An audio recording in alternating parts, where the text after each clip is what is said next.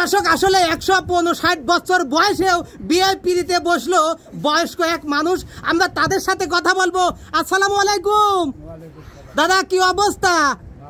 এই যে সেদিন তোমাকে দেখেছিলাম তোমার এক দাঁত, আজকে তোমার কয় দাঁত দেখি?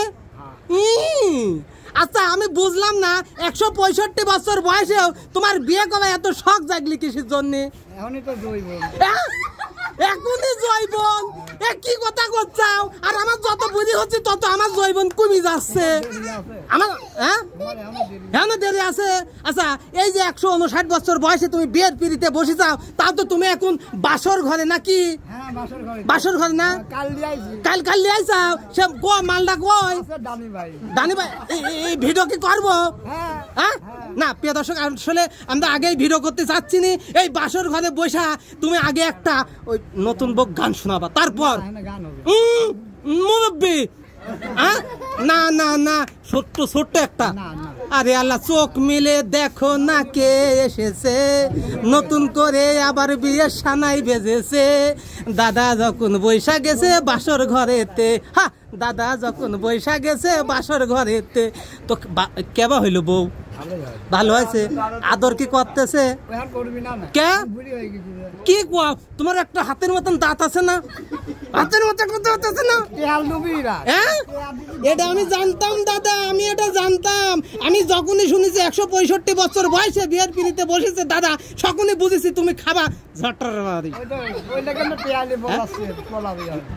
খবরদার, যা সম্পত্তি আছে কোনে কেমন আছে ওই কইও না, একটু আমাকে খালি কবা, পরে কবা। হ্যাঁ দাদা এই না আমি অবশ্য জামাই তোলা, কারণ আমার তো হয়ে গেছে। বলছি কি দাদা কালকে বিয়ে করে কি পাইলি? কি আচ্ছা মানে যে দাঁত আছে আবার দাঁত বানাতে দেশে কুঞ্চি দিয়ে? কয়টা? খালি দাঁতই আর কিছু দিন? ঠিক আছে প্রিয় দর্শক, আসলে আপনারা যারা এই দাদার আগের ভিডিওটি দেখেছিলেন, এই দাদা ঠিক ওইভাবেই আসলে আজকে বিয়ের বাসর ঘরে বসে গেছে। বাসর কেবা হইল দাদা? ওরে আল্লাহ, আগেরটার মতো হয় নাই না? আচ্ছা জাগা, তারপরে দোয়া করে তুমি সুখী হও, তোমার জীবনের সুখ আসুক, প্রথম ঝুমকা বাচ্চা হোক। না দেখ তো আমি ওটা কি করবো না। প্রিয় দর্শক এই দেখেন আসলে নতুন জামাইকে দেখতে বাসর ঘরে অনেকেই এসেছে।